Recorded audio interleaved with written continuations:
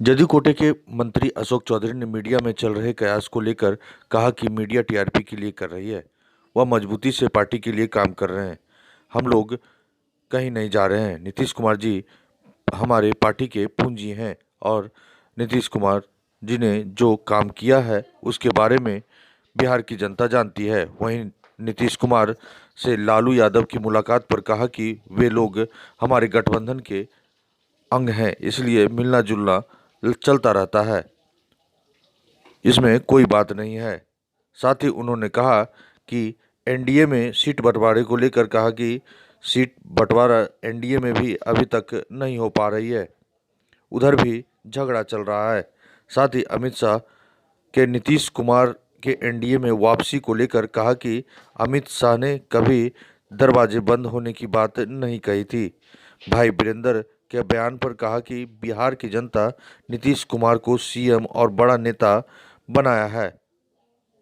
किसी के मेहरबानी से वह इतने बड़े नेता नहीं बने हैं और हम लोग एकजुट होकर लोकसभा चुनाव लड़ेंगे।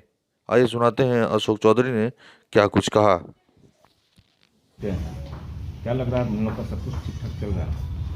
मांझी और उपेंद्र कुशवाहा क्या मतलब है उस घर से? हमारे पड़ोसी के घर में क्या हो रहा है, हम उसमें क्या ताक झाक करने? आप जाते हैं अपने पड़ोसी के घर में ताक झाक करने, तो हमसे क्यों एक्सपेक्ट करते हैं हम ताक झाक करने जाए? हम अपना घर में बैठे हैं, हम अपने घर को सुदृढ़ करेंगे।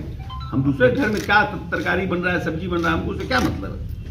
विरोधी दल है ना, हम लोग को हम अपनी पूंजी पर हम लोग खड़े हैं। दूसरा का क्या हो रहा नहीं हो रहा उस पर नहीं। हम नीतीश कुमार के कार है, जो 18 वर्ष में नीतीश कुमार ने इस प्रदेश को आगे बढ़ाने के लिए काम किया, उसको लेके जाएंगे। जिस तरह से इन 18 वर्षों में जातीय अनुपात कम किया, जिस 18 वर्षों में धार्मिक अनुपात कम किया, जिस 18 वर्षों में 24,000 करोड़ के बिहार को 2,66,000 करोड़ किया, जो कमिटमेंट उन्होंने 7/2 में किया कि हम 10 लाख नौकरी और 10 लाख रोजगार देंगे, उस पर काम हमारा हो रहा। हम उसको लेके जनता के बीच जाएंगे। हमारा क्या, हमारी अपनी पूंजी है। मेरा पूंजी नीतीश कुमार है, हम उनको लेके जाएंगे। हमारे ब्रांड नीतीश कुमार है, हम उनको लेके जाएंगे। दूसरा क्या कर रहा है उससे क्या मतलब हमको है?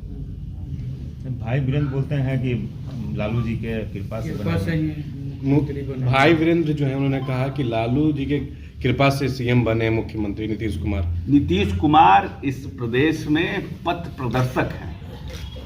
जो हमारे साथ अलायंस में आता है, भारतीय जनता पार्टी भी आई तो उस समय हमारा 7 निश्चय 1 था और उसी को भारतीय जनता पार्टी ने फॉलो किया।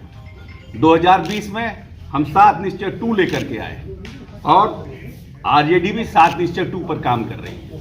हमारा एजेंडा जनता के बीच, जो मेरा कमिटमेंट और मेरे नेता का कमिटमेंट है, वो नहीं बदलता है। अलायंस पार्टनर आते हैं और हमारे नेता के कमिटमेंट पर काम करते हैं, क्योंकि मेरे नेता ने इस प्रदेश की मूलभूत संरचनाओं को और इस प्रदेश को बदलने का काम किया है। ये कड़वा सच है। घोर से घोर विरोधी नीतीश जी का भी ये मानता है कि नीतीश जी ने बिहार में काम किया है। अयोध्या में जो होना है उद्घाटन, ये तो राम मुख्यमंत्री सचिवालय, चाहे मुख्यमंत्री के प्राइवेट सेक्रेटरी इसका जवाब देंगे। हम तो उनके पॉलिटिकल अलाई हैं। मुख्यमंत्री का कहाँ कहाँ कार्यक्रम बन रहा है, कहाँ कहाँ जा रहे हैं तो हम नहीं जानते हैं। लेकिन 21 तारीख को माननीय नेता समस्तीपुर में मेडिकल कॉलेज के उद्घाटन में जा रहे हैं। हमारा काम है प्रदेश की जो नौजवान हमारे लोग हैं, जिनको माननीय नेता ने इस प्रदेश में आने वाले समय के लिए जो शिक्षित करने का जो लक्ष्य रखा है, उसके लिए काम हम कर रहे हैं। हमारी पूंजी, हमारा मंदिर, हमारा जो प्रदेश है वो आगे बढ़े, वही हमारी पूंजी है। हमारे भगवान राम के प्रति समर्पण और भक्ति, मेडिकल कॉलेज का उद्घाटन, हमारे इंजीनियरिंग कॉलेज का उद्घाटन, हमारे नौजवान साथी जो 94 लाख लोग हैं इस प्रदेश में, जो गरीबी रेखा से नीचे हैं, जिनको जातीय गणना में हमने आइडेंटिफाई किया है, उनको उनके जीवन स्तर को उठाना, ये हमारा राम के प्रति भक्ति। आपका क्या विचार है सर, जाना चाहिए नहीं जाना चाहिए, आपका विचार क्या है? क्यों भगवान राम मंदिर को राम तो हमारे दिल में बसते हैं। हम भगवान कहाँ ढूंढते ढूंढते चलेंगे? तुलसीदास कहते हैं कि कण कण में भगवान है। आप में भी भगवान है, अपने भगवान को पहचानिए, थोड़ा मेडिटेशन करिए, भगवान आपके निकलेंगे अंदर से। सुर और असुर हर व्यक्ति के अंदर होता है। तो ब्रांडिंग हो रहा है ना, ठीक है, ये भी अच्छी बात है, कोई बात नहीं है। हर मंदिर में एक छोटे से हनुमान जी का भी स्थापना होता है तो उस जगह हर्षोल्लास होता है। लोग पूरा झाल मदिरा लगाते हैं, हनुमान चालीसा का पाठ करते हैं, अखंड कीर्तन होता है, तो हर जगह होता है। लेकिन क्या इस देश में सिर्फ अखंड कीर्तन और भगवान राम के मंदिर बन जाने से देश का कल्याण हो जाएगा?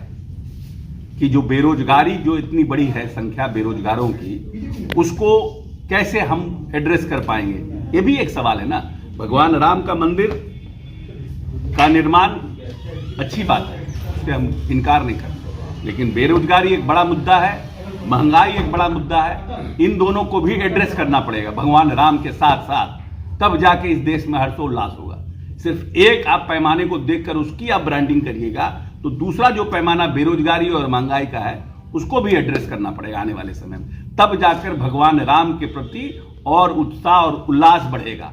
इस भूखे पेट भजन न हो गोपाला, गोपाला भगवान राम को ही कहते हैं। जो है एनडीए में जाएंगे, ये हमको नहीं जानकारी है अमित शाह जी ने क्या कहा। अमित शाह जी ने कहा है कि पुराने सहयोगियों को लेकर अगर कोई प्रस्ताव आता है तो हम लोग विचार करेंगे। हमसे आप पूछिएगा तो क्या कहेंगे? हम भी यही कहेंगे। ये तो बहुत स्क्रिप्टेड बयान है, इसमें नया क्या है?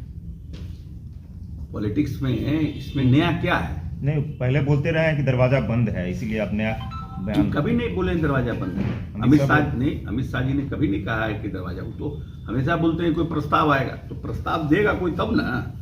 हम लोग तो प्रस्ताव दिए नहीं है। प्रस्ताव कोई भी व्यक्ति से पूछेगा तो यही कहेगा कि प्रस्ताव आएगा तो हम विचार करेंगे।